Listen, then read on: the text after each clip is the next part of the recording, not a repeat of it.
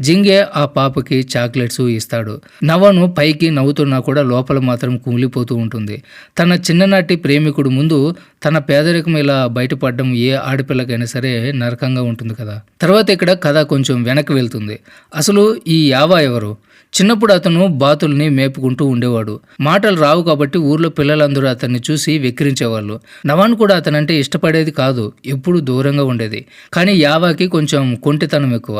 నవాన్కి కోపం తెప్పించడానికి కావాలనే ఏవో వేషాలు వేసేవాడు.